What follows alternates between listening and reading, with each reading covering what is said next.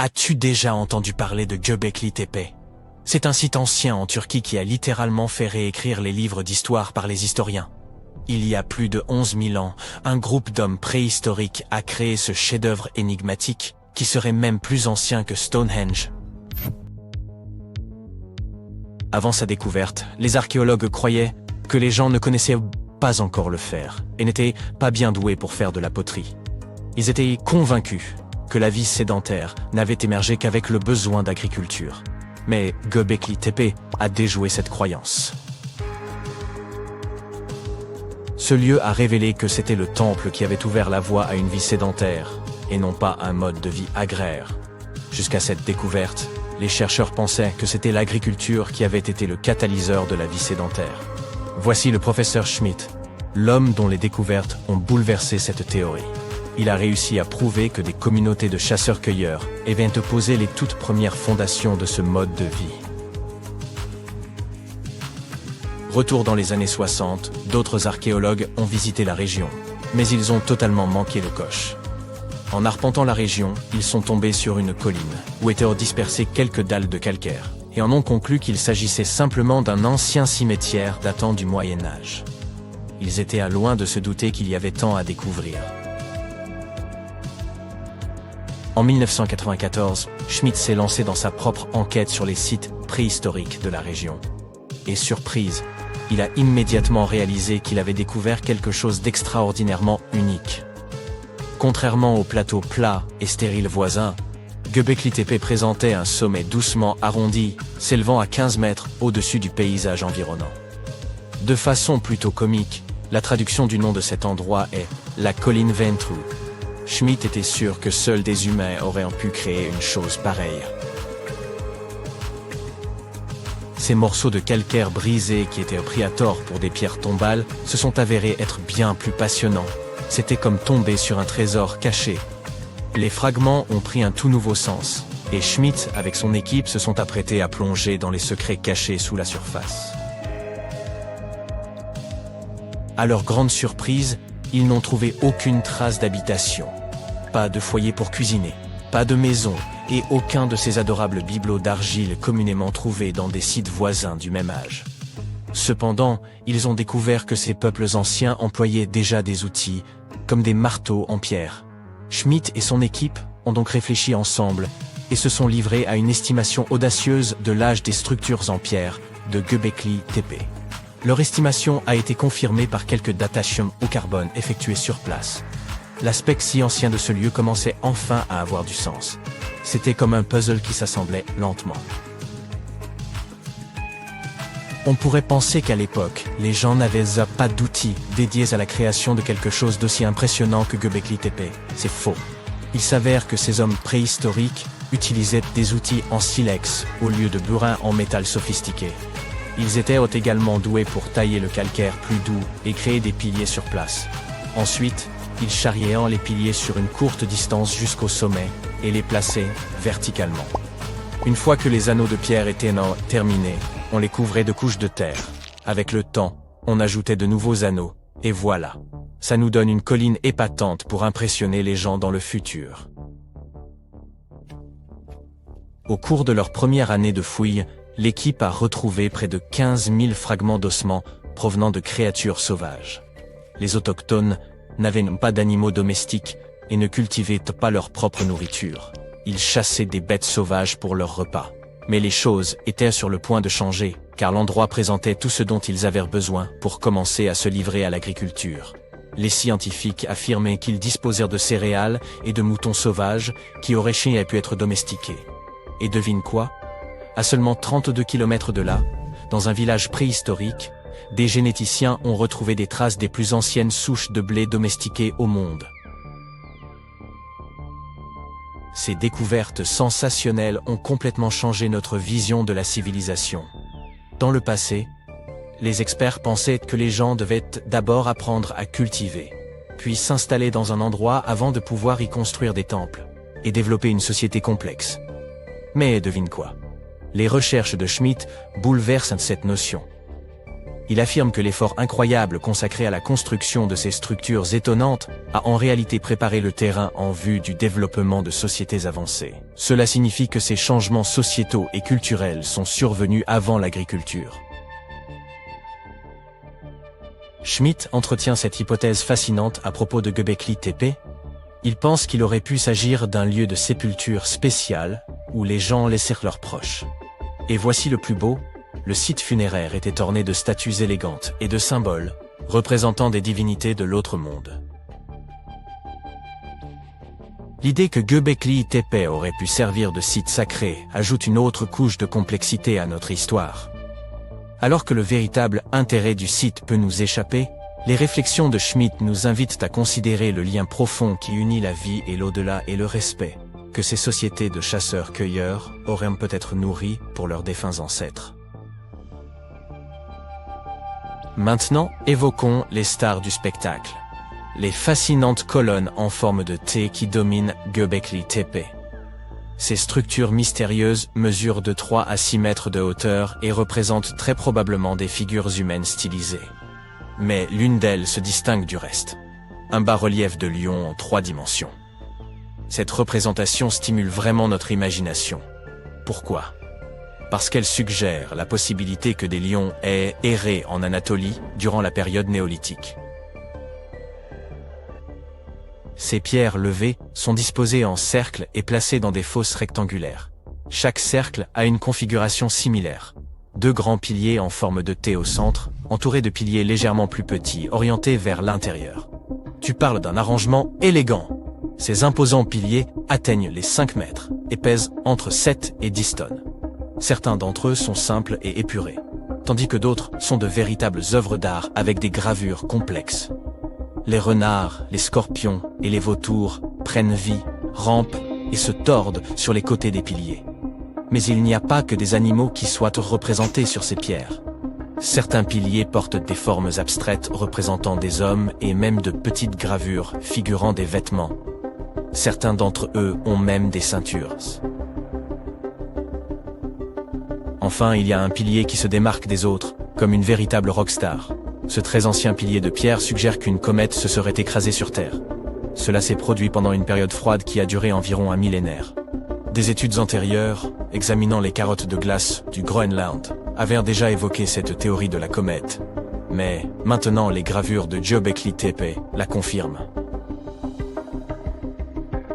Les gravures de ces piliers sont comme une bande dessinée historique. Elles montrent même une figure humaine sans tête. Les chercheurs ont traité ces images par ordinateur et ont découvert leur lien avec les constellations, ce qui indique que ce temple aurait pu être un ancien observatoire. C'est comme si nos ancêtres essayaient de documenter cet événement cataclysmique de leur manière unique. Les archéologues fouillent et analysent Göbekli Tepe depuis le milieu des années 90, révélant couche après couche d'histoire et nous fournissant une compréhension plus profonde des relations complexes qui régissaient les premières sociétés. Et ils n'ont aucune intention de s'arrêter pour les 150 années à venir. Qui sait ce qu'on trouvera encore?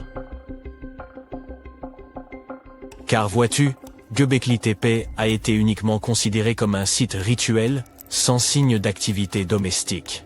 On nous a laissé croire que l'absence d'eau signifiait qu'il ne pouvait pas supporter de communautés semi-sédentaires. Mais les chercheurs pensent qu'il est temps de secouer les choses et d'approcher Göbekli Tepe avec un regard neuf. Il pourrait être bénéfique de remettre en question ce que nous croyions auparavant. L'histoire n'est pas seulement gravée dans la pierre, mais ces dessins tracés sur des rochers vieux de 11 millénaires pourraient bien nous mettre en garde contre un avenir inquiétant. Les Mayas et les habitants de Göbekli Tepe ont formulé d'importantes prophéties sur l'humanité. Et ce qui frappe, c'est que, malgré des siècles et des milliers de kilomètres de distance, ils aient employé des symboles similaires. Clarifions un point essentiel. Les anciennes civilisations représentaient souvent leurs divinités sous des traits humanoïdes. On retrouve ces figures célestes en Égypte antique, mais aussi dans les cultures précolombiennes des Amériques.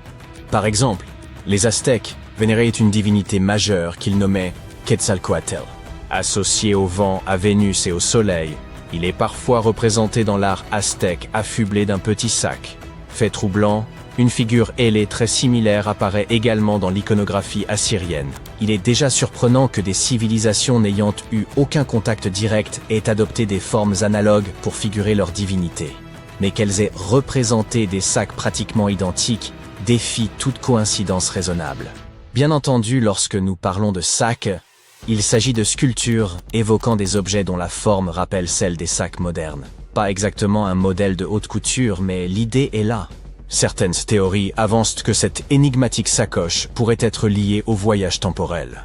Nous savons que Göbekli Tepe évoque un cataclysme diluvien ayant anéanti une civilisation ancienne. Pourtant, à son apogée, cette société maîtrisait l'élevage et l'agriculture. Elle connaissait l'usage des semences et les techniques de culture. Selon une théorie, cet élégant accessoire aurait pu servir à transporter des graines. Étant donné que Göbekli Tepe est supposé se situer près du lieu où l'arche de Noé aurait été construite, les habitants de la région pourraient avoir rassemblé des graines à semer dans le nouveau monde après le grand déluge. Étrange, indéniablement, mais tout ce que nous avons abordé l'est également. Alors, poursuivons avec cette idée. Une autre théorie sur la signification de cette sacoche adopte une approche plus simple. Dans plusieurs cultures anciennes, le cercle symbolisait la spiritualité et l'immatérialité, tandis que le carré était souvent associé à la terre et à la matière physique. Ce que nous, humains modernes, percevons comme un sac à main, pouvait donc figurer l'union de la terre et du ciel, des éléments matériels et immatériels de l'existence. Pas une mauvaise hypothèse, dirait-on.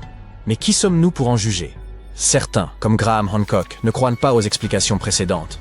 Selon lui, Göbekli Tepe serait lié aux petits hommes gris et à leurs interactions avec les civilisations anciennes de la Terre. En plein centre de ce site antique se trouve une colonne particulière, le pilier 43 du bâtiment D. À première vue, il semble s'agir d'un calendrier astronomique. Vous distinguez le scorpion? Il représente la constellation du même nom.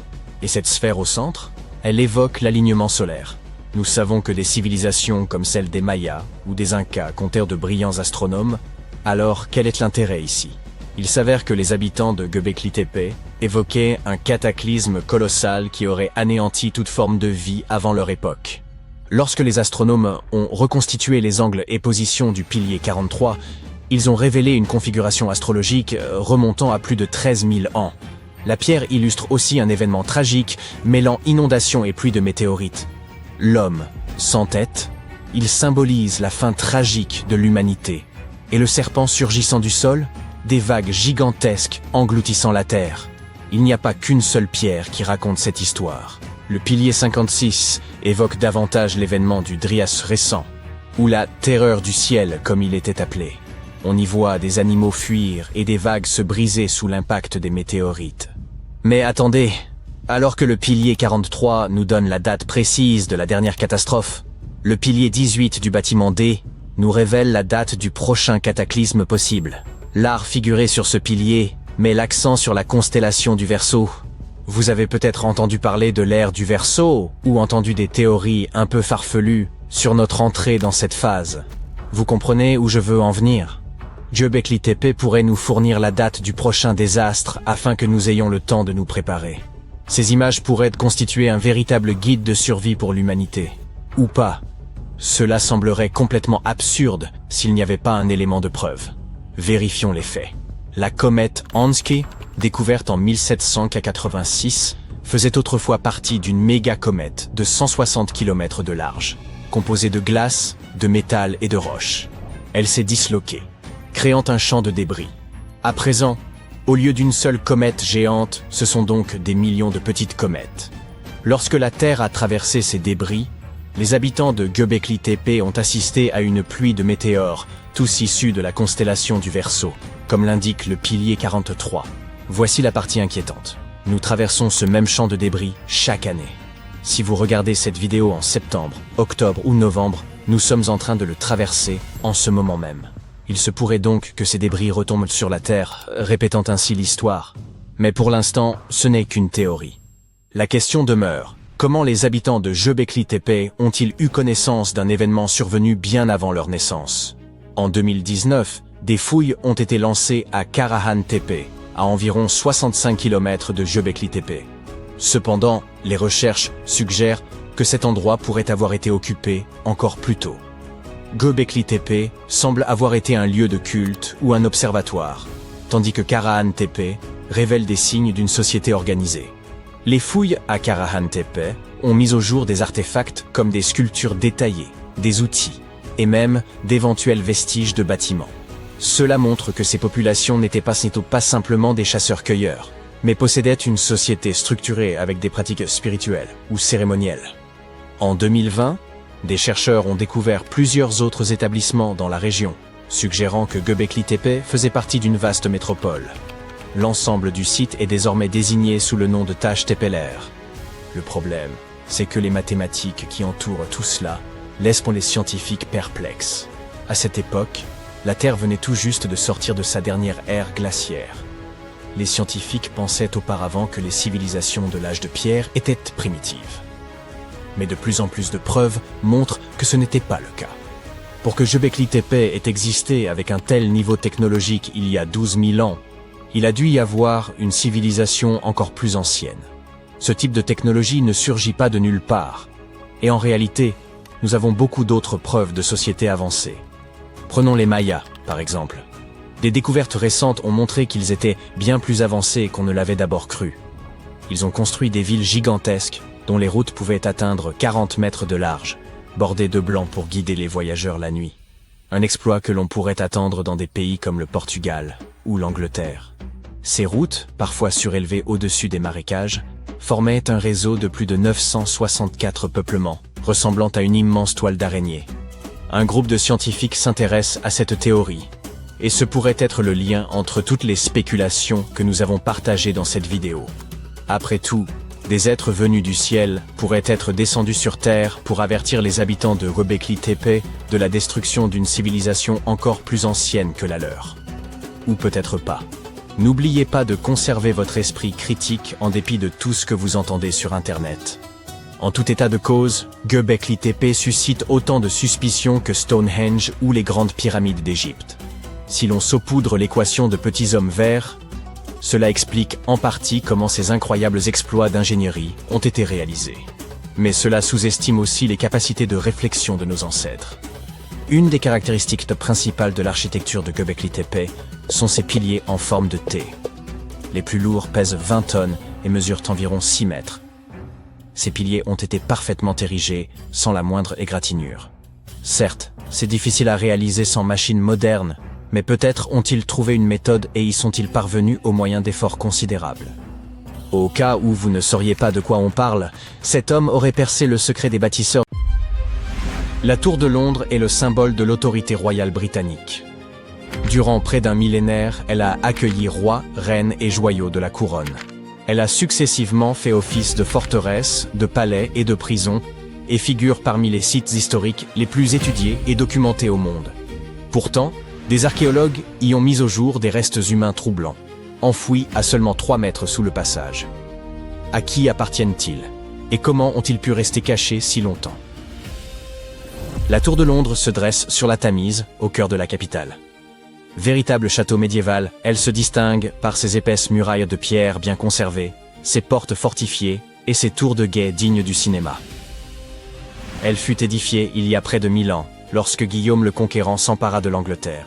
Il lui fallait une forteresse pour asseoir son autorité sur la ville et imposer un message clair. Un nouveau souverain règne et l'ordre doit être respecté. L'ensemble du complexe couvre 73 000 m², soit une superficie comparable à celle du domaine de la Maison Blanche.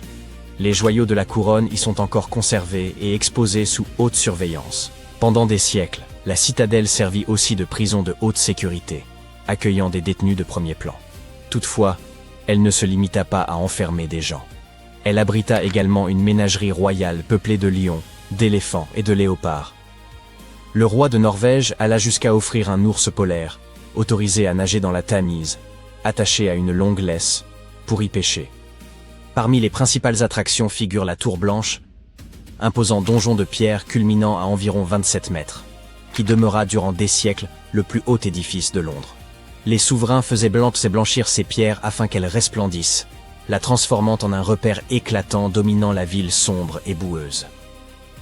Un autre lieu incontournable est la chapelle de Saint-Pierre-aux-Liens, église historique de la Tour, qui servit de sépulture à la fois pour des prisonniers illustres et des aristocrates. C'est précisément à l'extérieur de cette chapelle que les archéologues ont effectué une découverte glaçante. L'affaire débute en 2019, lorsqu'un contrôle de routine met au jour 2 sépultures. En 2025, lors de nouvelles fouilles, la situation prend une tournure bien plus troublante. Plus d'une vingtaine de squelettes apparaissent, entassés et mêlés à des fragments plus anciens, preuve que le site a été utilisé à maintes reprises. Ces tombes couvrent une longue période, du XIIIe au XVIIe siècle, ce qui exclut l'hypothèse d'un événement unique. Il s'agirait plutôt d'un lieu réutilisé de manière récurrente dans le Londres médiéval. Un ensemble retient particulièrement l'attention. Un groupe d'au moins 6 individus datant du XIVe siècle, dont la disposition désordonnée contraste avec les autres. Cette datation coïncide avec l'époque de la peste noire à Londres, suggérant un possible lien, même si les chercheurs restent prudents quant à leurs conclusions. À l'inverse, certaines sépultures ne présentent aucun signe de précipitation et témoignent même d'un certain coût. Plusieurs individus furent inhumés dans des cercueils. Dans un cas, le bois s'est entièrement décomposé, laissant dans l'argile l'empreinte nette d'un cercueil, comme une ombre figée. Selon le rapport, cette trace aurait contenu un individu jeune, enterré au XIIIe siècle. La chapelle elle-même apporte des indices. L'édifice actuel correspond en réalité à la version la plus récente construite à cet emplacement. Il est probable que 3 ou 4 chapelles plus anciennes s'y soient succédées. Et les fouilles ont d'ailleurs révélé, en profondeur, des murs disparus, ainsi qu'un ancien niveau de sol.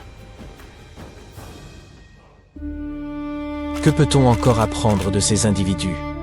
C'est ici que la science intervient. Les chercheurs analysent les dents, qui se forment durant l'enfance et conservent des signatures chimiques liées à l'eau bue et à l'alimentation. Elles constituent ainsi une archive durable du lieu de croissance. L'équipe s'est penchée sur 2 squelettes en particulier. Le premier semble appartenir à un individu aisé. Les analyses suggèrent une enfance au pays de Galles, suivie de plusieurs déplacements, ainsi qu'un régime riche en sucre, luxe notable à l'époque. Le second présente un profil tout différent. Ses os révèlent un stress chronique et une enfance nettement plus éprouvante. Ces 2 personnes occupaient donc des positions opposées dans la hiérarchie sociale, l'une privilégiée, l'autre beaucoup moins. Pourtant, leurs restes ont fini par se côtoyer, réunis des siècles plus tard par la découverte archéologique. Chaque année, des millions de visiteurs arpentent la tour de Londres. Ils y prennent des photographies et parcourent les lieux sans se douter qu'ils marchent peut-être au-dessus de vastes sépultures. Cela soulève une question évidente. Si un site aussi célèbre peut dissimuler d'anciens cimetières, combien d'autres endroits recèlent encore de tels secrets? La tour est loin d'être le seul monument à en abriter. En 2019, l'incendie de Notre-Dame de Paris a entraîné un vaste chantier de reconstruction. Ces travaux ont conduit à soulever certaines parties du sol, révélant un secret saisissant. Plusieurs tombes abritant 2 sarcophages en plomb à forme humaine, scellés comme des capsules temporelles. À l'intérieur, des éléments étonnamment préservés ont été découverts, tels que des tissus, des cheveux et même des feuilles déposées sur la tête. Ces indices suggèrent un statut élevé.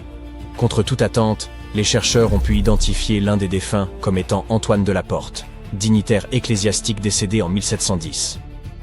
Le second cercueil a donné lieu à une véritable enquête. Surnommé le Cavalier, en raison des traces laissées sur ses os par une pratique prolongée de l'équitation, cet individu pourrait, selon des analyses récentes, correspondre à Joachim du Bellay, poète renommé du XVIe siècle. Nous avons donc des tombes dissimulées à Londres et à Paris. Ce qui reste compréhensible, ce sont des villes anciennes et densément peuplées, habitées depuis des siècles. Mais un lieu sur Terre n'était pas censé livrer de pareilles histoires. L'Antarctique. Presque le bout du monde, sans présence humaine à des centaines de kilomètres. Pourtant, en 1985, un scientifique chilien y a découvert des restes humains sur une plage sans glace de l'île Livingston, aujourd'hui appelée Yamana Beach. Un crâne humain en Antarctique paraît déjà improbable, mais les datations rendent la découverte encore plus troublante. L'analyse des restes indique une jeune femme d'environ 21 ans, probablement originaire des canaux patagoniens. Sa mort remonte au début de l'ère de la chasse aux phoques, entre 1819 et 1825, soit les tout premiers temps de présence humaine dans cette région. Une question s'impose alors, comment une jeune femme a-t-elle pu se retrouver dans un environnement si isolé? Une hypothèse suggère qu'elle aurait accompagné les premiers chasseurs de phoques, comme guide ou membre d'équipage. Le chercheur initial a même avancé qu'elle aurait pu être abandonnée sur place pour des raisons obscures. De plus, le site de découverte est connu pour avoir été fréquenté par des chasseurs de phoques au début du XIXe siècle. Les éléments concordent partiellement sans permettre d'établir une explication certaine. L'affaire devient plus étrange encore. En 1985, seul son crâne a été découvert. Par la suite, des chercheurs sont revenus dans la zone et ont mis au jour d'autres ossements humains. En 1988 puis en 1993, 2 fémurs ont été retrouvés près du site initial. La question est évidente. Ces os appartenaient-ils à la même personne ou à plusieurs individus? Les chercheurs prévoyaient d'utiliser l'ADN pour vérifier si les fémurs correspondaient au crâne. Si ces 3 sites démontrent une chose, c'est que des découvertes peuvent surgir partout. Mais le plus fascinant reste d'imaginer les prochaines étapes. Nous entrons dans une période où la technologie pourrait donner à l'histoire un aspect presque immersif. Songez aux possibilités offertes par les données collectées. Il est déjà possible d'extraire l'ADN d'une dent pour déterminer l'alimentation ou le lieu d'enfance d'un individu. Peut-être qu'un jour, ce code biologique permettra, grâce à l'intelligence artificielle, de reconstituer entièrement une personne. On pourrait alors obtenir un humain numérique fidèle, avec la couleur des yeux, la texture de peau et même les cicatrices. Ensuite, ces données peuvent être associées à l'environnement. La numérisation laser permet de cartographier avec précision les fondations enfouies. En les intégrant à un moteur physique, il devient possible de reconstruire des structures disparues depuis des siècles. Ainsi, au cours de notre vie, visiter la Tour de Londres ne se limiterait plus à son état actuel. Vous pourriez enfiler un casque et pénétrer dans la chapelle telle qu'elle apparaissait en 1548, vous retrouvant face à l'histoire, sans la puanteur de l'époque ni le risque d'attraper la peste. Petit avertissement, si vous vous passionnez pour les extraterrestres et croyez à tous ces récits de premier contact, il serait préférable d'ignorer cette vidéo. Ce que vous allez entendre correspond à une réalité brute et, oui, elle pourrait vous décevoir. À l'inverse, si leur simple évocation vous met mal à l'aise, ce contenu pourrait bien vous apaiser. Enfin, si vous ne croyez pas aux petits hommes verts, mais vous retrouvez sans cesse à débattre avec leurs partisans, contentez-vous de leur montrer ceci. Avant toute chose, sachez qu'aucune preuve tangible ne confirme l'existence d'une vie extraterrestre intelligente. En revanche, de solides éléments indiquent que les incidents liés à de prétendus aliens, dont vous avez entendu parler toute votre vie, possèdent en réalité des explications tout à fait rationnelles. L'un des cas les plus célèbres demeure l'incident de Roswell. Le 8 juillet 1947, un objet étrange s'écrasa dans un ranch du Nouveau-Mexique, décrit comme un disque volant. L'affaire fut d'abord relayée par un journal local avant de se propager à l'échelle nationale. Certains affirmèrent qu'il s'agissait d'un vaisseau extraterrestre, tandis que les autorités évoquèrent un ballon météorologique. Leur version fut rejetée, les rumeurs se multiplièrent, et d'innombrables théories virent le jour. Des années plus tard, une fois le battage médiatique retombé, la vérité finit par être révélée. Cette fameuse soucoupe volante appartenait à un programme gouvernemental secret, un ballon de haute altitude destiné à détecter des essais nucléaires. Malgré ces révélations, beaucoup refusèrent d'y croire. L'incident de Roswell se transforma en véritable phénomène culturel, notamment chez les amateurs d'ovnis. Pourtant, parmi les milliers d'ouvrages, articles et documentaires consacrés au sujet, aucun fait établi ne démontre l'implication d'un vaisseau extraterrestre. Cette même année, un autre objet énigmatique fut découvert et attira également l'attention du public. Le lieu exact de sa chute demeure inconnu, bien que beaucoup l'associent à Roswell. À première vue, ce fragment métallique paraissait exceptionnel. Sa structure interne ne ressemblait à rien de connu, ce qui renforça l'hypothèse d'une origine extraterrestre.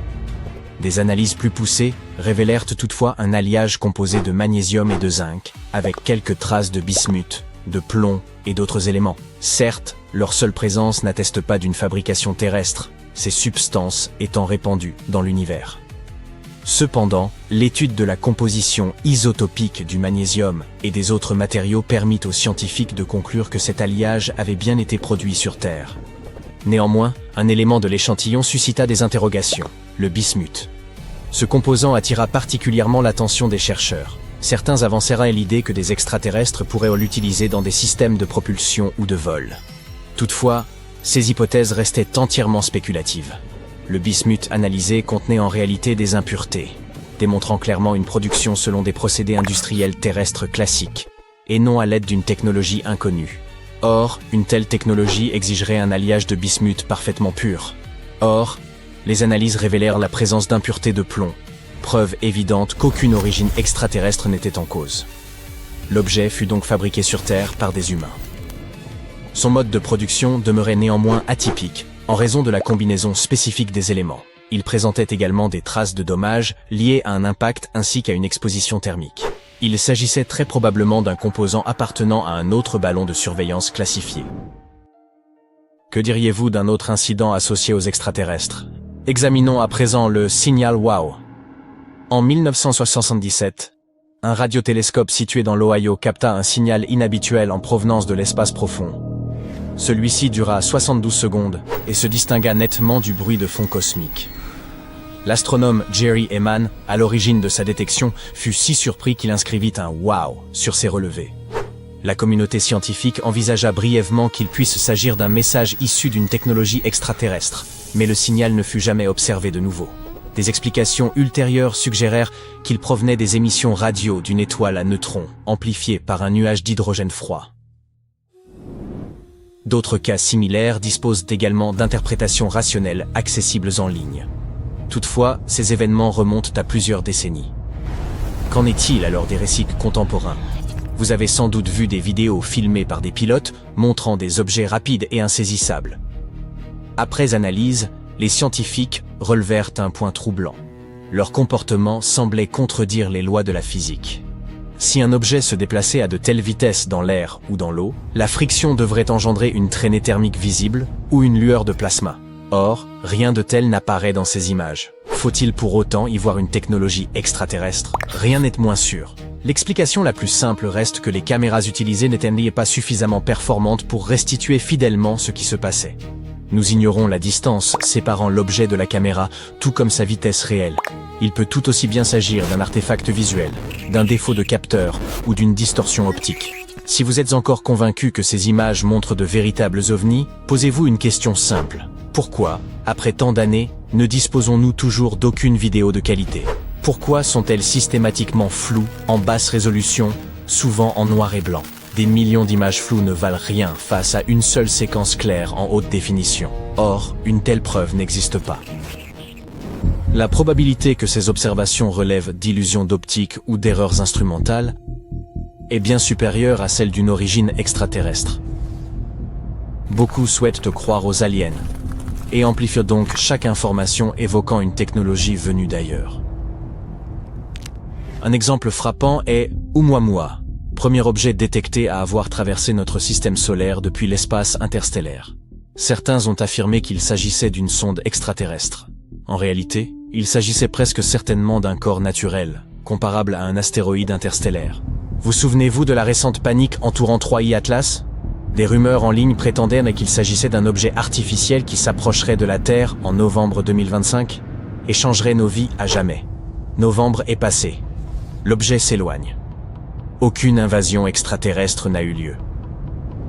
Cela signifie-t-il que la seule manière de trouver une vie extraterrestre est d'attendre que des rochers spatiaux passent au hasard?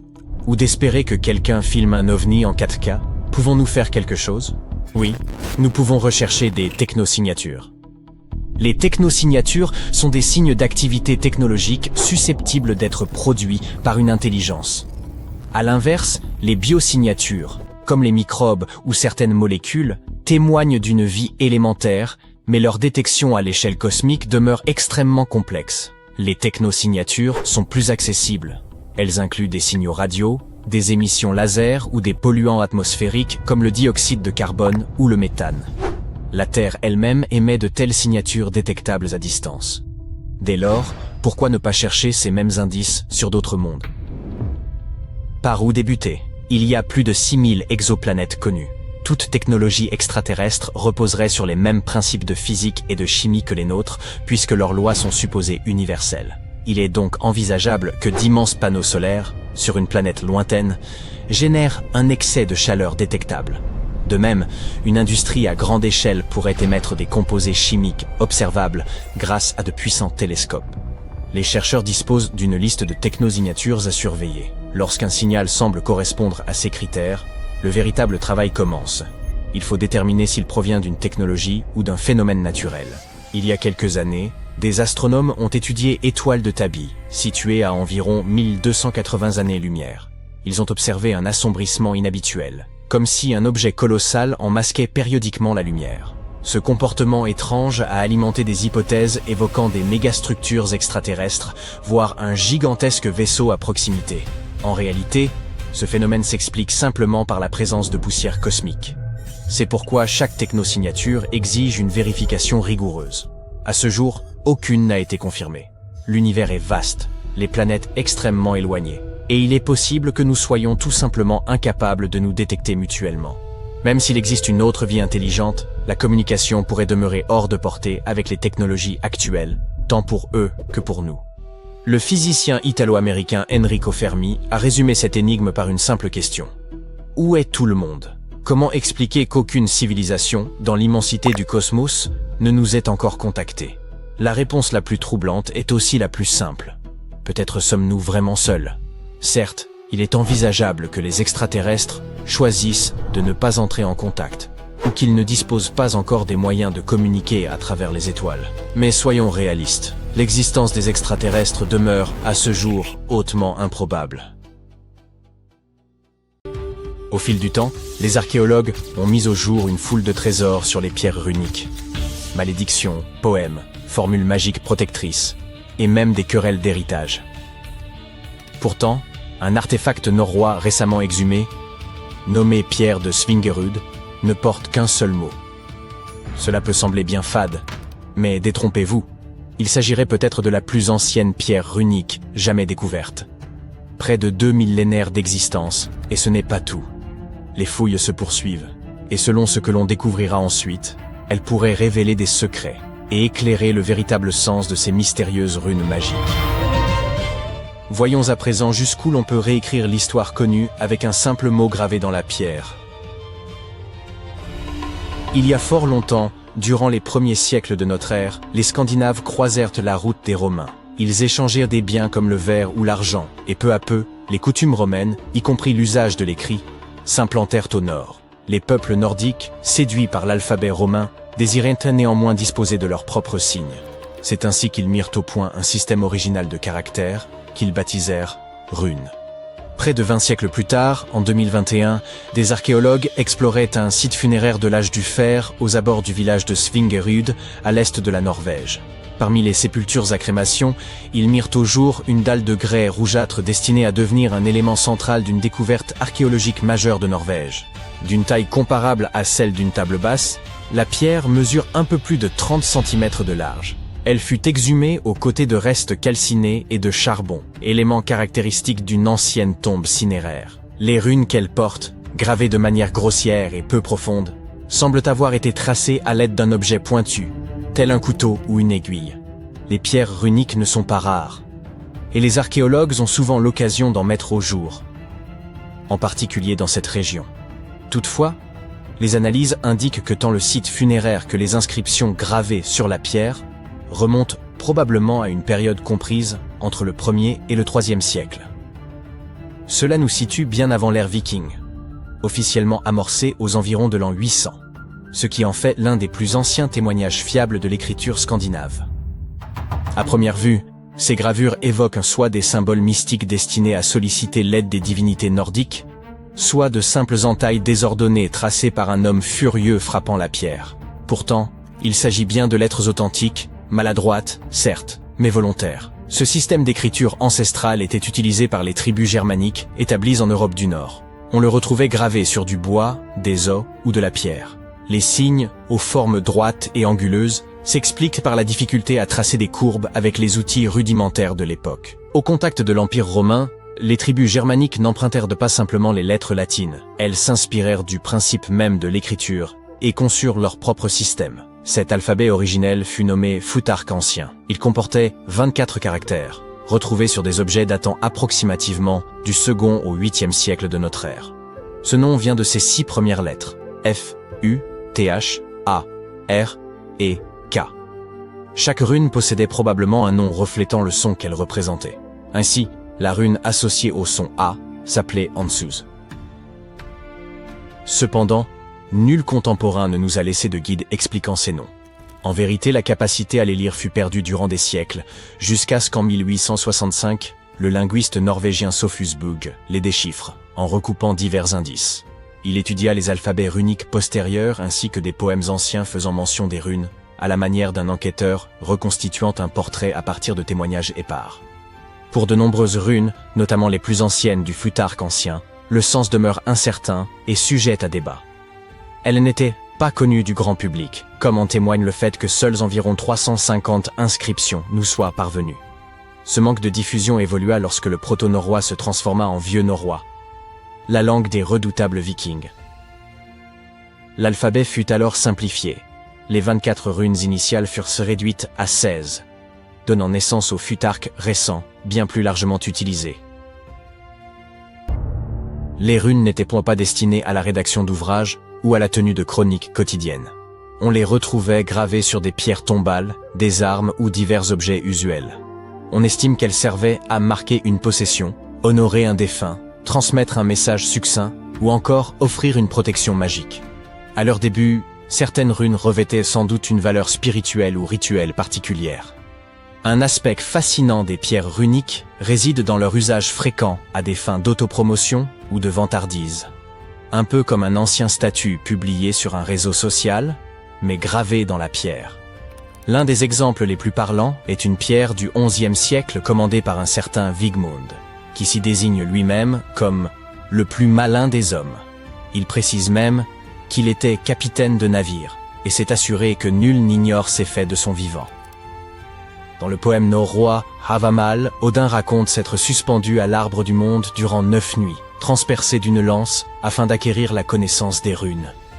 Cela illustre la puissance mystique que l'on attribuait à ces signes.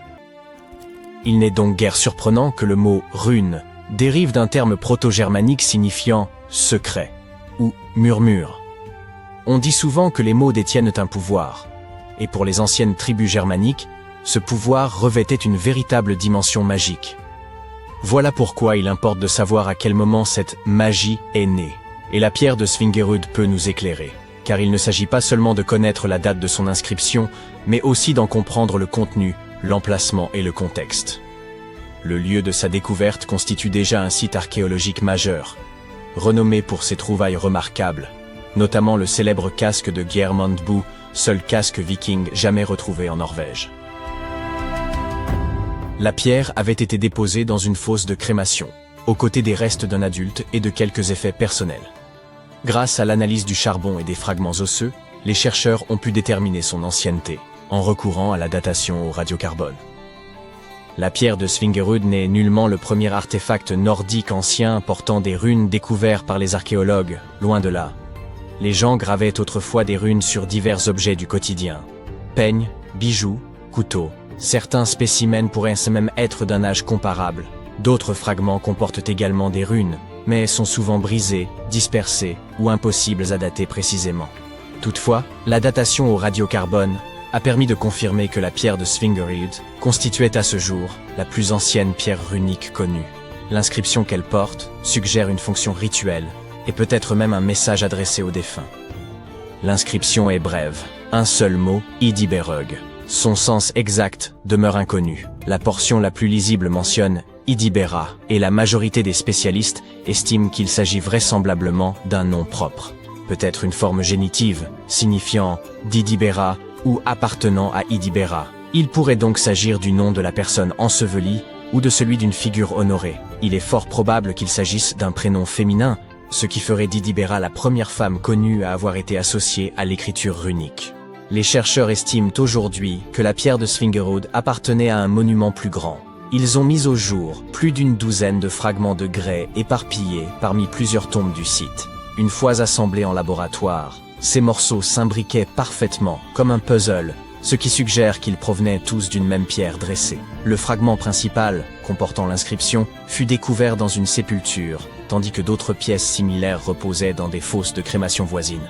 Les archéologues pensent que la pierre fut brisée, puis réutilisée dans le cadre d'un rituel, peut-être dans le but de relier symboliquement différentes personnes ou générations inhumées sur place.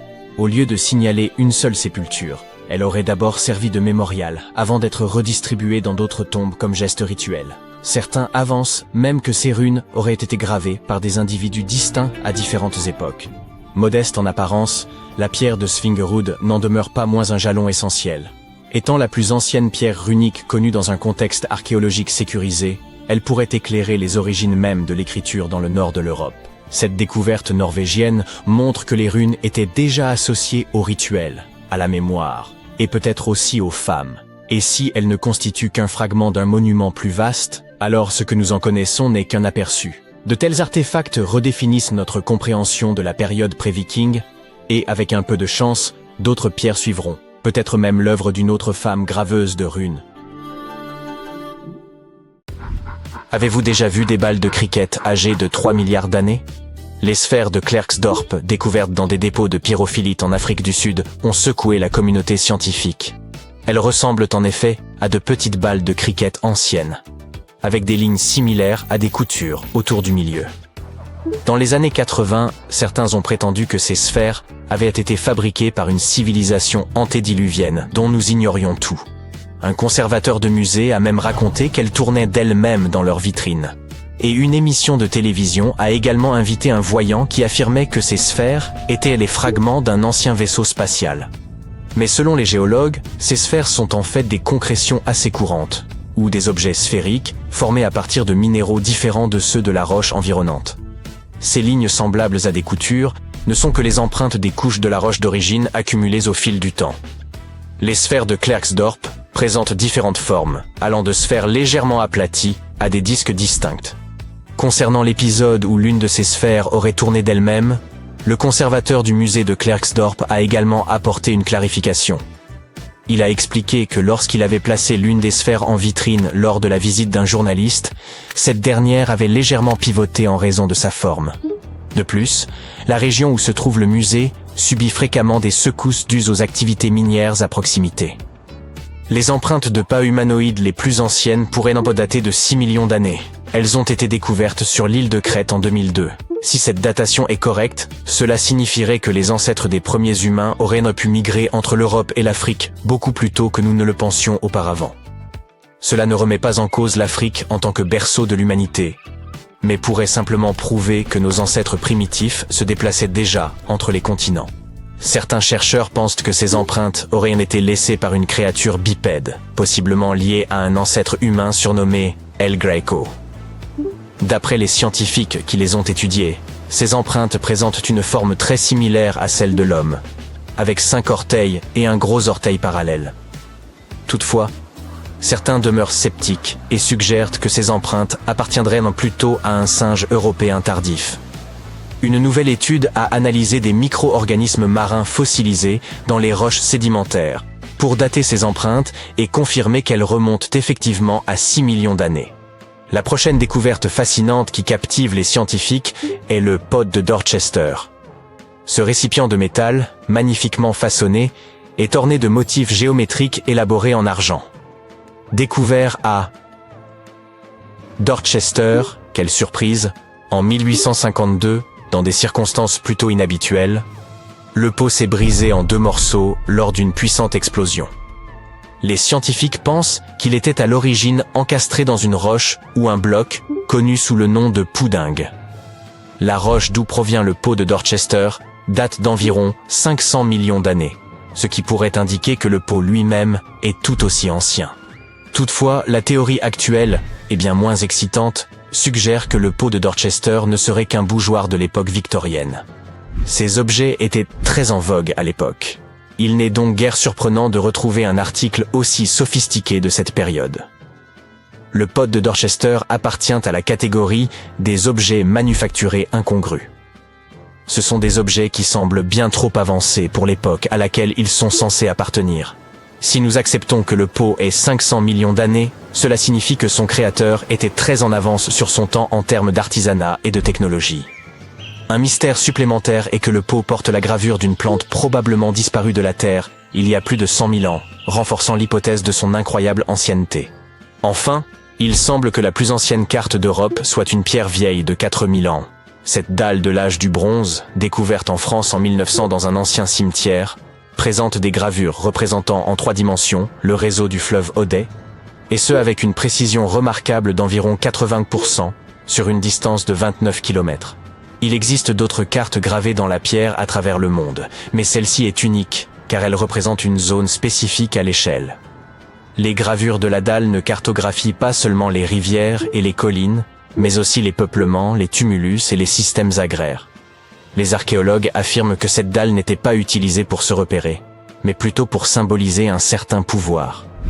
Les marques détaillées qui s'y trouvent auraient pu servir à représenter le domaine de la tribu dominante afin d'illustrer son contrôle sur le territoire.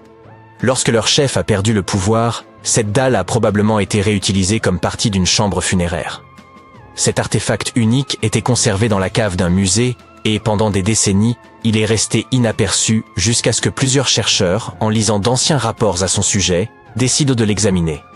Ils ont mené une analyse détaillée en utilisant des techniques 3D.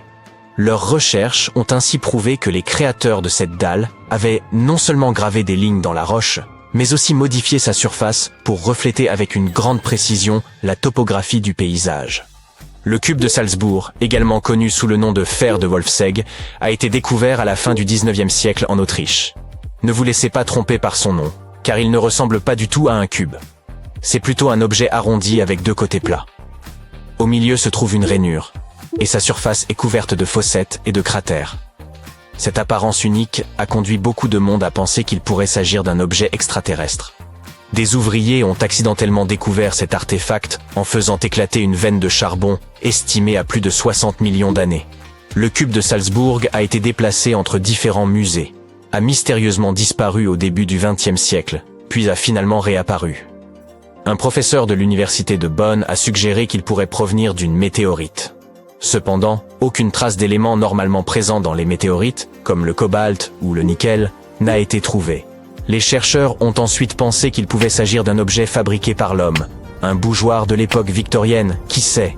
Personne ne connaît la véritable histoire de ce cube, pas plus que son emplacement actuel.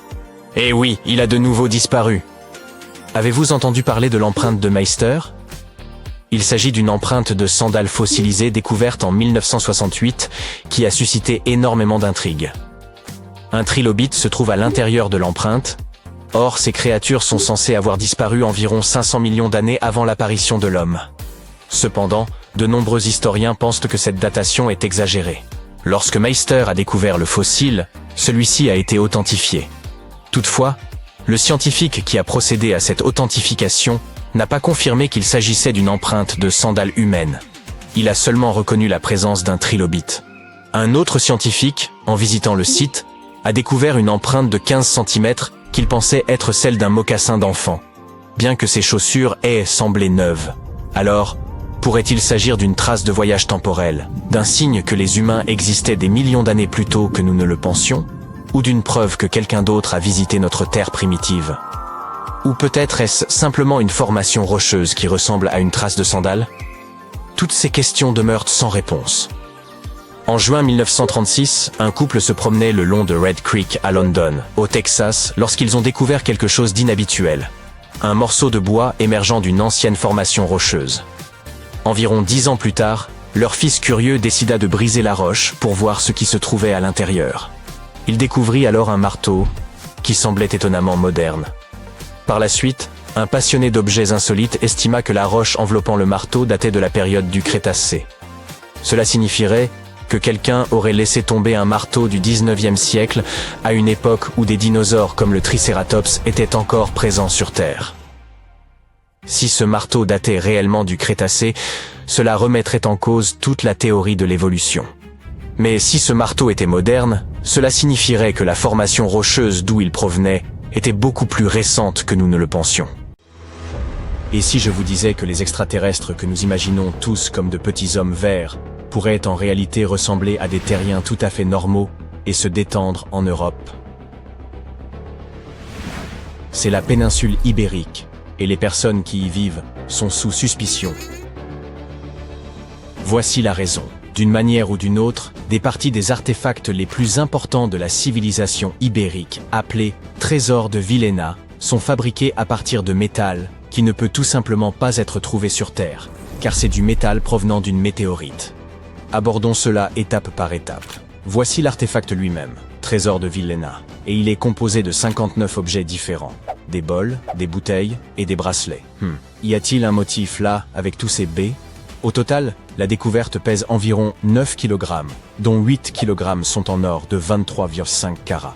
Si vous n'êtes pas un spécialiste du métal, je vais vous éclaircir cela tout de suite. À titre de comparaison, l'or 23K est composé à 95,8% d'or pur, donc l'or 23,5K est encore plus pur. Le pourcentage restant correspond à d'autres métaux qui aident à ajouter de la résistance et de la durabilité à l'alliage précieux. Il y avait aussi de l'argent, du fer et de l'ambre dans cet ensemble. L'artefact aurait pu être assez simple, mais pour ces deux-là, appelons-les imposteurs. Regardez ce bracelet en fer forgé et cette hémisphère creuse. Voyez-vous cela? Ces lignes rouillées sur l'hémisphère et la couleur étrange du bracelet se démarquent vraiment, puisque tout le reste est constitué du plus pur or. Tout a commencé en 1963, lorsqu'un chercheur a remarqué un métal sombre plombé parmi les bols et bouteilles brillants. Le métal était brillant à certains endroits et recouvert d'un oxyde d'apparence ferreuse qui était principalement fissuré. Pour que vous compreniez bien, l'or ne se comporte généralement pas de cette manière. L'or est l'un des métaux les moins réactifs. Il ne se ternit donc même pas, encore moins rouille. Pour déterminer d'où provenait ce fer suspect, les chercheurs ont utilisé la spectrométrie de masse, qui examine le rapport masse-charge des molécules. Leurs découvertes ont montré que le nickel dans le fer est similaire à celui que l'on trouve dans le fer météoritique. En termes simples, le bracelet et l'hémisphère sont d'origine extraterrestre. L'âge exact de ce trésor est difficile à déterminer, mais il est crucial. Nous devons connaître l'âge exact pour voir s'il coïncide avec le début de l'âge du fer dans la péninsule ibérique. Si c'est le cas, alors pas de questions supplémentaires ici. Mais si ça ne l'est pas, eh bien c'est pour le moins étrange, sinon suspect. Donc, il existe ce système des 3 âges. Il se compose de l'âge de la pierre, puis de l'âge du bronze, et enfin de l'âge du fer. L'âge de la pierre n'est pas important ici. Comparons les âges du bronze et du fer.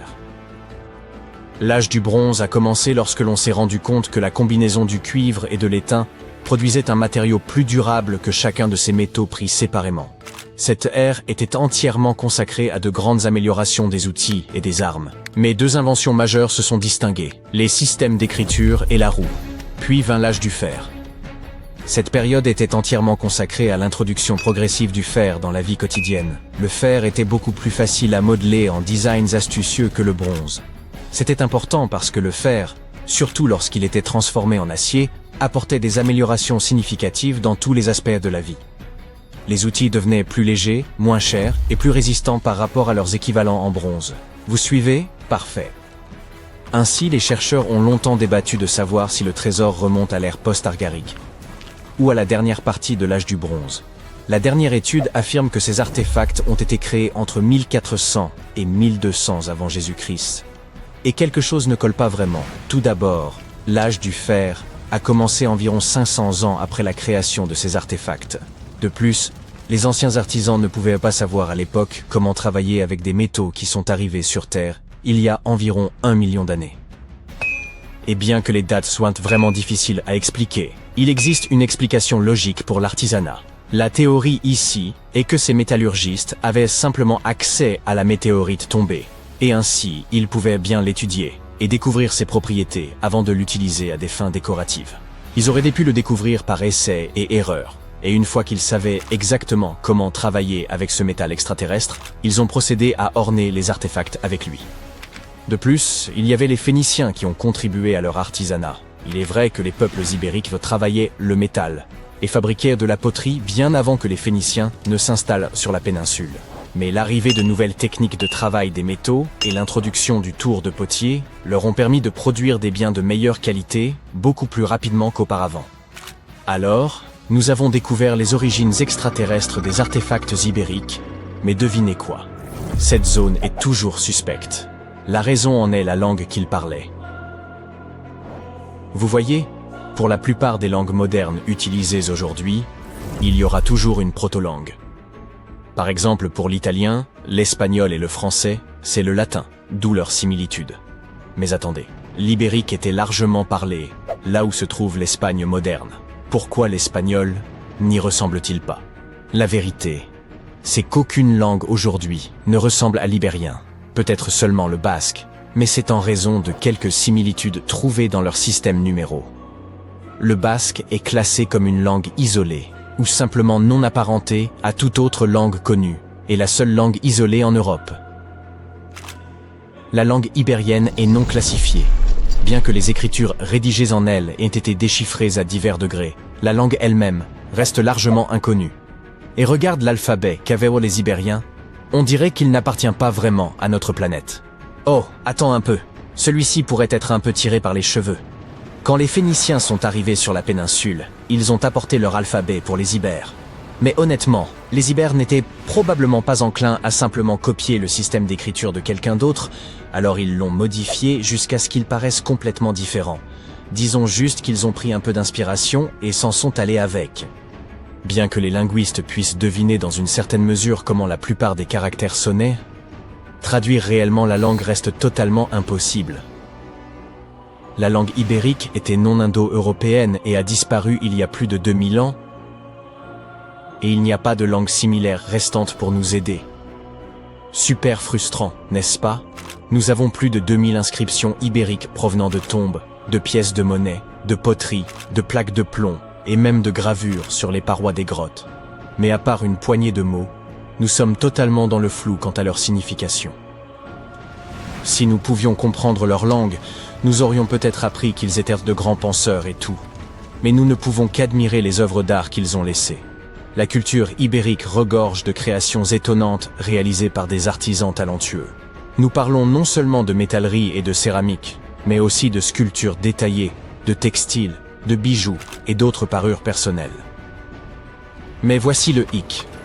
La fabrication de tous ces articles de luxe dépendait beaucoup d'une grande classe agricole.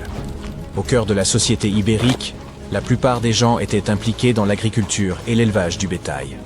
Selon l'endroit où vous vous trouviez, les types d'agriculture variaient.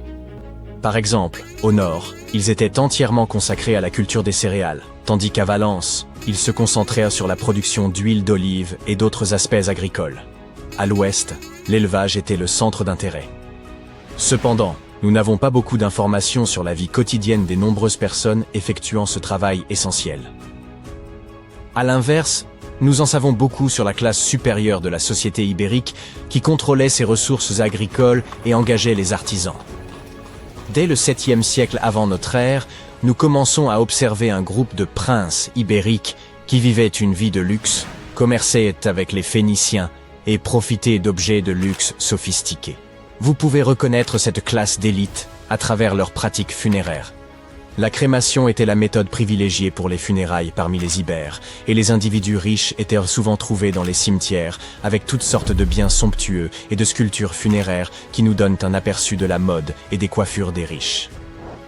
Fait intéressant, à partir du 6e siècle avant notre ère, il y a eu une baisse notable du nombre de sépultures reconnaissables, ce qui suggère que ces coutumes funéraires élaborées sont devenues plus exclusives à une petite élite.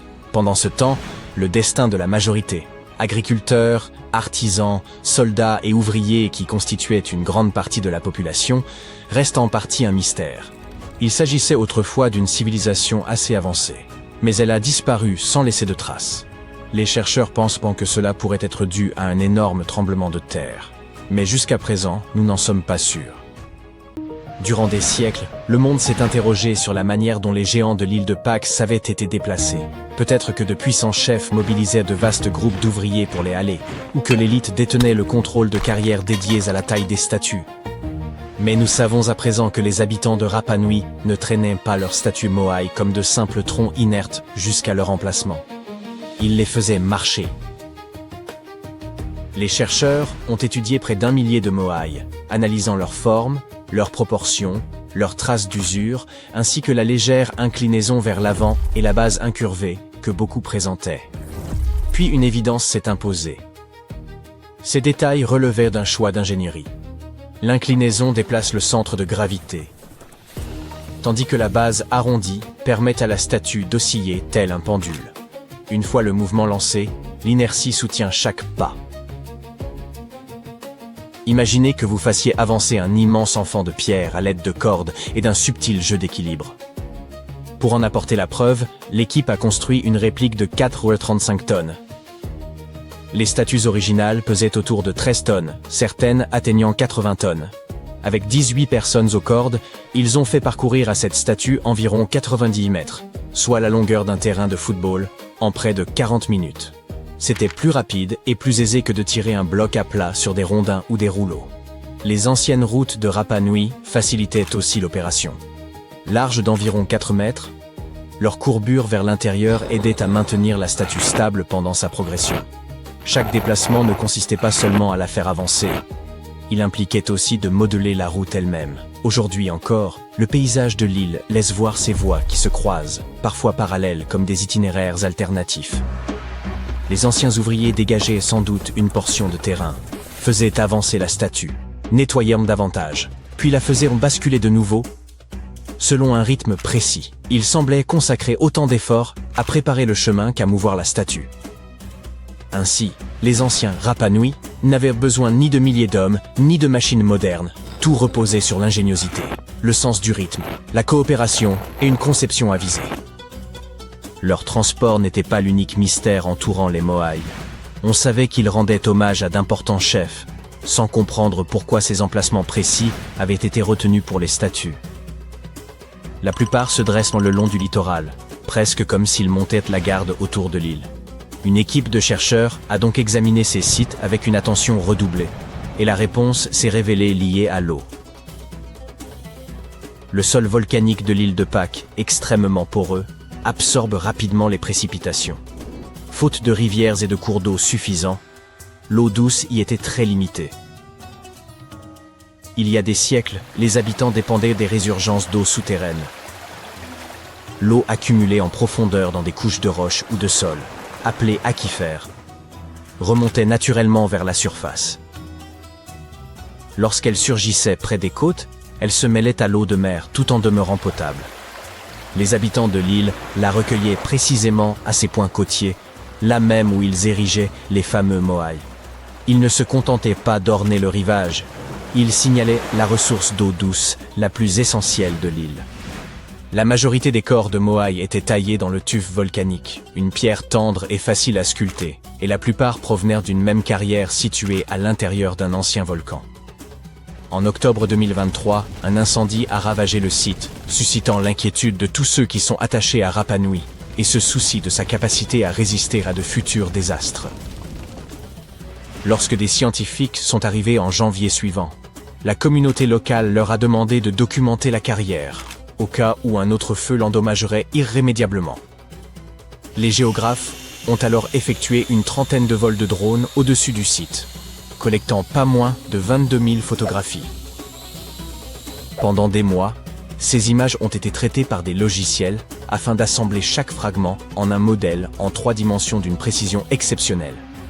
Désormais, il est possible d'explorer Ranoraraku, l'une des carrières les plus importantes de l'île de Pâques, sans même avoir à se rendre sur place. Ce modèle ne sert pas seulement de visite virtuelle. Il a révélé l'existence de plusieurs ateliers à l'intérieur de la carrière, ainsi que des techniques de taille variant d'un secteur à l'autre. Il n'existait donc pas un chef unique dictant la méthode, mais des ateliers distincts, chacun lié à un clan familial spécifique. Cela suggère aussi que les moai pouvaient être déplacés par bien moins de monde qu'on ne l'imaginait, probablement entre 20 et 50 personnes, soit l'effectif d'une famille étendue ou d'un petit groupe lignageux sur l'île. La plupart des statues étaient sculptées couchées sur le dos, du sommet vers la base. Dans la méthode la plus courante, les artisans façonnèrent d'abord le visage, yeux, nez et bouche. puis dégager la tête et le corps autour de ses traits. Une seconde approche inversait l'ordre. Le bloc entier était d'abord taillé selon la forme générale d'un moai, et les détails n'étaient ajoutés qu'ensuite. Plus rarement, certains sculpteurs travaillaient la pierre de côté, directement dans une paroi presque verticale, ce qui exigeait une maîtrise technique remarquable. Et alors même que les chercheurs avaient cartographié plus d'1 millier de moai et pensaient en avoir fait le tour, l'île leur a réservé un retournement inattendu. Au cœur du lit d'un lac asséché, un lieu où personne n'attendait la moindre découverte, une nouvelle statue est apparue en 2025. C'était la première jamais repérée dans un ancien bassin lacustre, et peut-être pas la dernière. Pendant au moins 2 ou 3 siècles, la lagune atteignait près de 3 mètres de profondeur, rendant impossible toute construction ou installation humaine au fond. Les scientifiques estiment que les moai ont plus de 500 ans. Il est plausible que les Rapa Nui aient déplacé cette statue à une époque où le lac était temporairement à sec.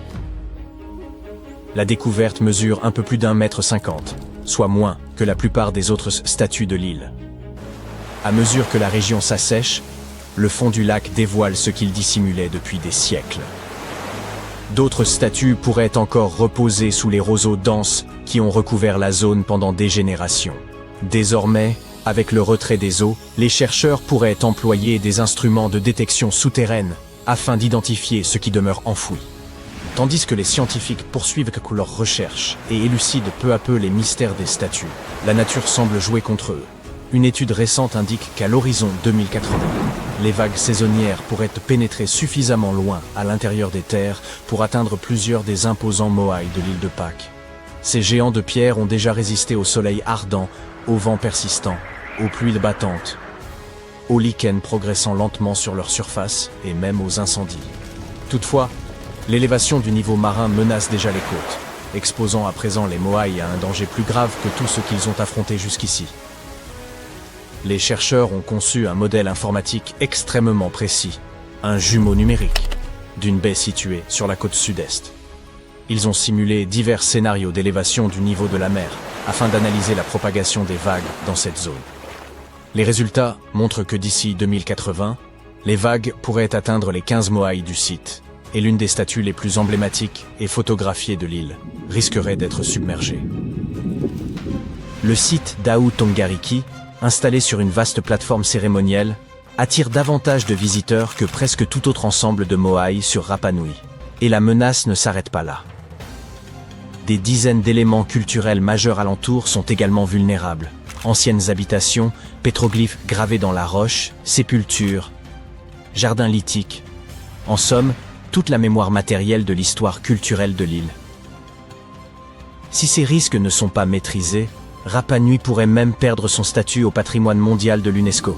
Désormais mieux informés, les chercheurs souhaitent mobiliser ces données pour renforcer la protection du site. Ils espèrent ainsi travailler en étroite collaboration avec les communautés locales afin de préserver l'héritage culturel de Rapa Nui pour les générations à venir. Les chercheurs ont récemment mis au jour une nouvelle statue sur l'île de Pâques, nichée au cœur du cratère d'un ancien volcan. Ils étaient pourtant convaincus d'avoir déjà recensé l'ensemble des moai, ces emblématiques colosses de pierre. Cette découverte remet en question nos connaissances à leur sujet. Tout d'abord, les moai apparaissent rarement de façon isolée. Il est donc possible que d'autres spécimens soient dissimulés dans les environs. Ensuite, il s'agit du tout premier moai découvert au fond d'un lac asséché. Les scientifiques œuvraient à la restauration des zones humides dans le cratère volcanique lorsqu'ils sont tombés sur la statue. Le plan d'eau avait commencé à se résorber en 2018. Durant 2 à 3 siècles au minimum, le lac présentait une profondeur avoisinant les 3 mètres, ce qui rend toute intervention humaine à son fond hautement improbable. Les experts estiment que les moai remontent à plus de 5 siècles. Il est donc plausible que le peuple Rapa Nui ait transporté cette statue en ce lieu à une époque où le bassin était complètement asséché. La statue récemment exhumée mesure environ 1,50 m de haut, ce qui demeure modeste comparé à la majorité des sculptures présentes sur l'île. Elle se distingue néanmoins par sa forme complète et ses traits nettement définis. Les chercheurs prévoient d'effectuer une datation au radiocarbone afin d'en préciser l'ancienneté. À la demande des anciens de la communauté Rapa Nui, ils n'envisagent pas de déplacer la statue de son emplacement d'origine. Les statues moai ont longtemps suscité la perplexité des chercheurs. Si l'on savait qu'elles furent érigées en l'honneur des chefs de l'île, nul n'était en mesure d'expliquer pourquoi ces sites précis avaient été retenus pour leur implantation. La majorité d'entre elles ont été retrouvées sur les rivages de l'île. Des chercheurs de l'université new-yorkaise de Binghamton ont entrepris d'étudier de plus près les emplacements des statues et ont découvert qu'ils étaient liés à la présence d'eau. L'île de Pâques, constituée de sols volcaniques poreux, absorbe aisément la pluie. En conséquence, elle ne dispose ni de rivières abondantes ni de sources suffisantes. Il y a plusieurs siècles, les habitants dépendaient de l'écoulement des eaux souterraines pour s'approvisionner en eau potable. L'eau retenue en profondeur dans les strates rocheuses ou sédimentaires, appelées aquifères, finit par remonter jusqu'à la surface. Lorsqu'elle émerge à proximité du littoral, elle se mêle à l'eau salée de la mer, mais le taux de salinité reste suffisamment bas pour que l'eau demeure consommable. Les insulaires la recueillaient directement au point d'émergence. C'est vraisemblablement pour cette raison que les Moai furent édifiés en bord de mer, à proximité immédiate de cette précieuse ressource. Les troncs des statues sont généralement taillés dans du tuf volcanique, extrait d'une carrière locale, située dans un ancien cratère. Si cette roche se prête aisément à la sculpture, elle demeure difficile à transporter. C'est sans doute pour cela que l'on a découvert plus de 300 Moai inachevés dans la carrière même. Les autres sont répartis sur l'île, tournés vers les anciens villages. Les sculpteurs auraient commencé par tailler les statues à plat, allongées sur le dos. Ensuite, ils les détachèrent de la roche, les faisaient glisser en contrebas, puis les redressaient afin d'achever les finitions. Une fois le travail terminé, il ne restait plus qu'à acheminer la statue jusqu'à sa plateforme. Il s'agissait alors de transporter, sans véhicule ni technologie moderne, des statues pesant près de la moitié du poids d'une maison de plein pied, sur une distance de 5 km. Les insulaires ont dû mettre au point un procédé de transport inédit. Des chercheurs ont tenté de le reproduire, en charriant des répliques de Moai sur des traîneaux de bois.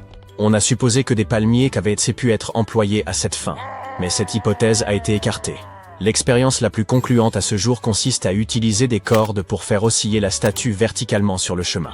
Cette théorie semble plausible, car selon les légendes Rapa Nui, les Moai auraient marché depuis la carrière jusqu'à leur emplacement. Bien entendu, il leur fallait des routes adéquates pour acheminer les statues.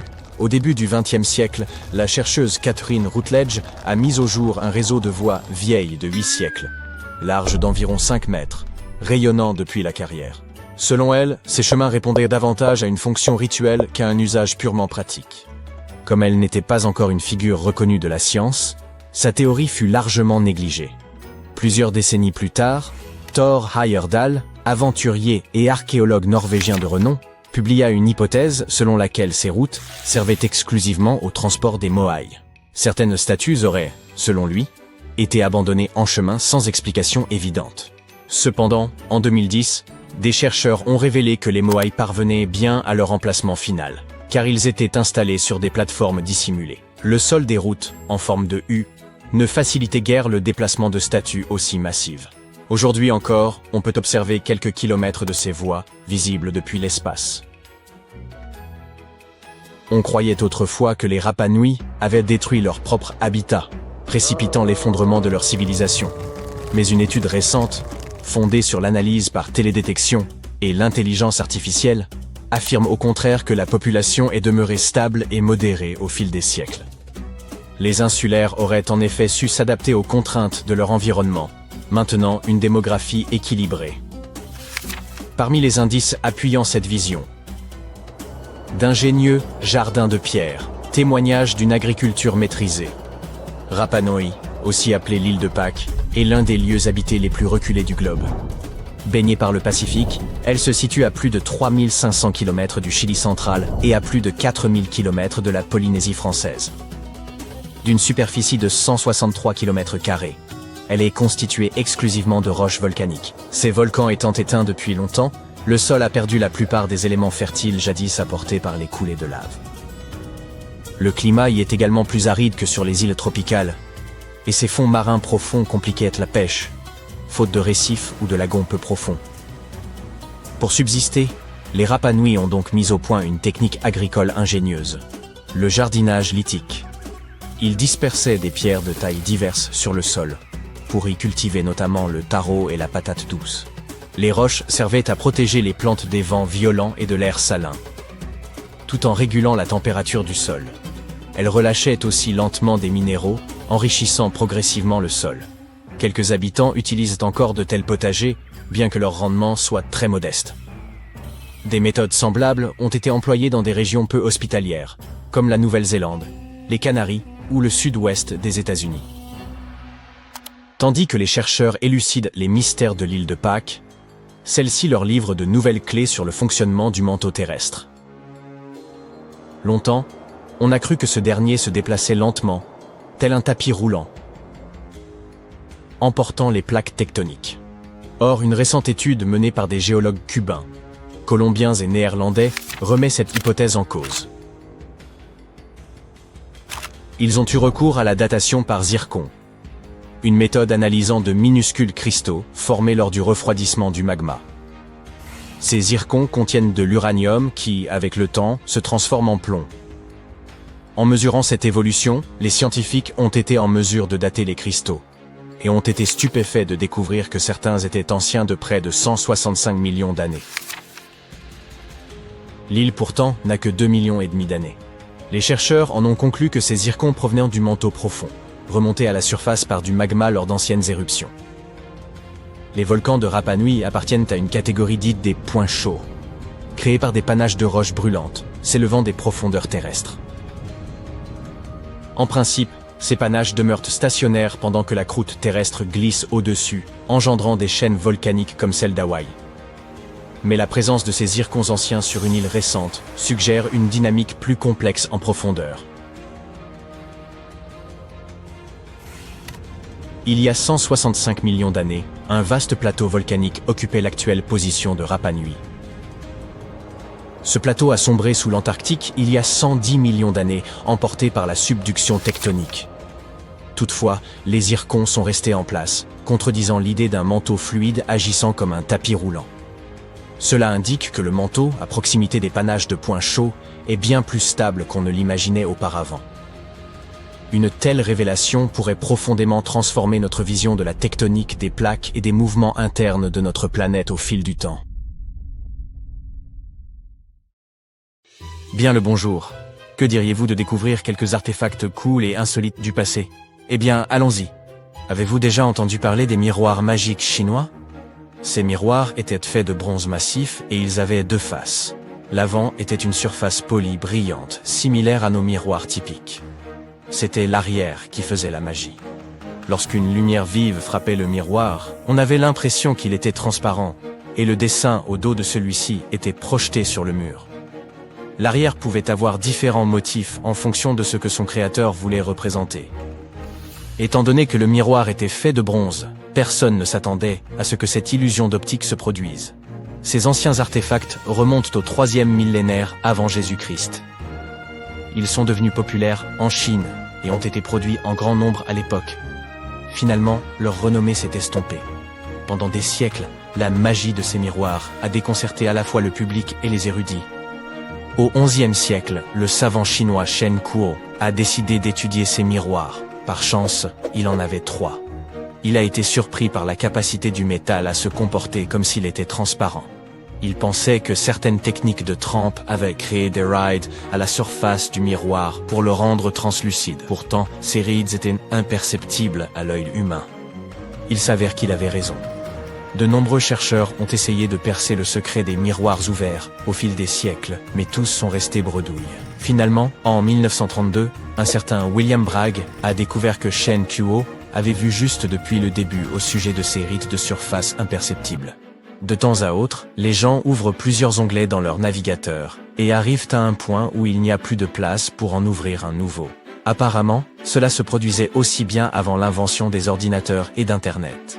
Voici le navigateur du XVIe siècle. Il s'agit d'une rousse à livres grandeur nature. C'est une sorte d'étagère de bibliothèque rotative, faite sur mesure. Gregory Haworth, un médiéviste et spécialiste des sciences textuelles, affirme que cet outil avait un système d'engrenages épicycloïdaux. Cela signifie que la roue à livres avait un principe de fonctionnement semblable à celui d'un système planétaire, à savoir que un engrenage tourne autour d'un autre. Les rayons du mécanisme conservent une inclinaison constante de 45 degrés qui retient les livres en toute sécurité pendant que la grande roue tourne. Auparavant, les gens utilisaient cet outil pour rédiger des encyclopédies et pour recopier des œuvres classiques. Dans ce genre de travail, Une personne doit avoir de nombreux livres ouverts en même temps afin de pouvoir consulter facilement des informations provenant de différentes sources. L'ingénieur italien Agostino Ramelli aurait été l'inventeur de cette machine de la Renaissance. Et si je vous disais que des pêcheurs d'éponges en Grèce ont accidentellement retrouvé un ordinateur antique? Ils ont extrait cet artefact d'une épave près de l'île d'Anticythère en 1901. Les scientifiques l'ont baptisé le mécanisme d'Anticythère et le considèrent comme le plus ancien ordinateur mécanique jamais découvert. La machine ressemble à un morceau de bronze, mais elle présente une sorte de mécanisme composé de roues et d'engrenages. Les experts ont donc d'abord supposé qu'il s'agissait d'un outil d'astronomie. Toutefois, grâce à la radiographie, ils ont découvert que l'instrument était bien plus complexe qu'ils ne l'avaient d'abord pensé. L'artefact était destiné à calculer les positions astronomiques, à suivre le cycle de 4 ans des Olympiades, et bien d'autres choses. Il contenait une boîte avec des cadrans sur l'extérieur ainsi qu'un assemblage de roues dentées. On ignore toujours qui a bien pu construire un instrument doté d'un tel niveau de complexité il y a stocké et pourquoi cette technologie a été perdue.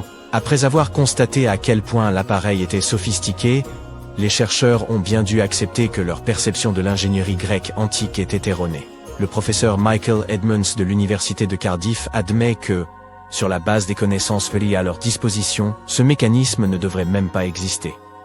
Edmonds affirme que la machine est unique en son genre et que ses calculs astronomiques sont précis. Pour lui, le mécanisme d'Anticythère serait plus précieux que la Joconde. En 1929, des chercheurs travaillant au musée du palais de Topkapi, en Turquie, ont découvert une carte. Elle est devenue célèbre comme étant la plus ancienne carte à représenter les Amériques. Le capitaine Piri Reis a lui-même tracé cette carte détaillée sur une peau de gazelle en 1513. Il a illustré l'Europe, l'Afrique du Nord, la côte du Brésil et plusieurs îles, comme les Açores et les îles Canaries. Le plus excitant est qu'il a créé cette carte seulement 21 ans après que Colomb ait posé le pied sur le Nouveau Monde. Enfin, il était nouveau pour lui. Piri Reis était un cartographe et un amiral accompli à la tête de la flotte ottomane. Cependant, lorsqu'il a tracé cette carte, il ne s'est pas seulement appuyé sur sa propre expertise en matière de navigation. Il l'a créée en compilant et en faisant référence à 20 autres cartes régionales, comme la carte arabe de l'Inde, 4 cartes portugaises et la carte des parties occidentales dessinée par Colomb. Oui, la partie qu'il a obtenue de Colomb a fait battre le cœur de nombreux historiens. Ce dernier l'avait tracée lors de son 3e voyage vers le Nouveau Monde et l'avait faite parvenir en Espagne en 1498. On suppose qu'elle a été perdue. Étonnamment, les historiens peuvent maintenant comprendre ce que Colomb avait relevé en regardant la carte de Piri Reis.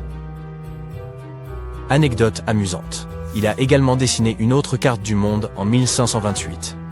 Même si seul à peu près 1/6 de cette carte a subsisté, il est clair qu'elle décrit la partie nord-ouest de l'Atlantique, la région allant du Venezuela jusqu'à Terre-Neuve et la pointe sud du Groenland. La carte figurait également l'Antarctique des siècles avant sa découverte. Les historiens ont dû repenser la chronologie de l'histoire après avoir obtenu cette information sensationnelle, car Piri Reis avait décrit en détail la topographie de l'Antarctique sans ses glaces. Dans les années 1930, des ouvriers ont découvert des dizaines de sphères mégalithiques au Costa Rica. Localement, elles sont connues sous le nom de bola de piedra, littéralement les boules de pierre. Elles ont été fabriquées par une civilisation depuis longtemps oubliée. Ce qui est intéressant au sujet de ces sphères, c'est leur forme. Elles sont parfaitement rondes. Comment d'anciennes peuplades ont pu produire des formes aussi précises demeure un mystère. Les sphères sont de tailles différentes. Imaginez-en une petite, comme une balle de tennis. Puis placez-en une autre à côté, de 2 mètres de diamètre. Les sphères les plus grandes pesaient jusqu'à 16 tonnes. Les archéologues sont certains que ces boules sont d'origine humaine. Pourtant, leur fonction reste incertaine. Certains prétendent que ces sphères pourraient même représenter le système solaire, ou pourraient en avoir été inspirées par les différentes phases du Soleil et de la Lune. D'autres avancent que la disposition des pierres ferait référence aux maisons des différents chefs de cette culture. La plupart de ces sphères de pierre ont été sculptées à partir de granodiorite, une roche dure, similaire au granit. Les experts pensent que les anciens utilisaient des pierres plus petites, du même matériau comme outil pour façonner les sphères. Ils pensent également que les sculpteurs en ont probablement chauffé certaines parties avant de les refroidir rapidement. Cela aurait pu les aider à extraire les couches extérieures de ces roches. Notre objet suivant est ce qui semble être une ancienne pile électrique découverte en Irak en 1936. L'ensemble se compose d'un pot en céramique, d'un cylindre en cuivre et d'une tige de fer. En haut, la tige de fer est isolée du cuivre par de l'asphalte. Et à la fois la tige et le cylindre rentrent dans l'ouverture du pot. Le cylindre en cuivre n'est pas étanche. Donc, si le pot était rempli d'un liquide, celui-ci baignerait également la tige de fer. Les archéologues se sont davantage concentrés sur la tige de fer oxydée, car le récipient aurait juste eu besoin d'être rempli d'une substance acide ou alcaline pour produire une charge électrique. Après avoir examiné cet étrange artefact, un archéologue autrichien du nom de Wilhelm König a émis l'hypothèse que l'instrument utilisait des réactions chimiques pour générer de l'électricité. C'est pourquoi on a comparé l'instrument à une batterie. Une ancienne civilisation aurait pu s'en servir pour une sorte d'électrothérapie. Cependant, aucun objet électrolytique de cette période n'était encore connu. Ainsi, l'hypothèse de König a été rejetée par de nombreux archéologues, mais personne n'a non plus été en mesure de la réfuter totalement. L'origine et la fonction de ce récipient restent vagues à ce jour. Vous voulez voir le plus ancien atelier d'art du monde? En 2011, des archéologues ont retrouvé des coquilles vieilles de 100 000 ans dans une grotte sud-africaine. Ces coquillages étaient utilisés pour fabriquer de la teinture. Un revêtement de poudre rouge vif à l'intérieur d'une paire de ces coquilles en est la preuve.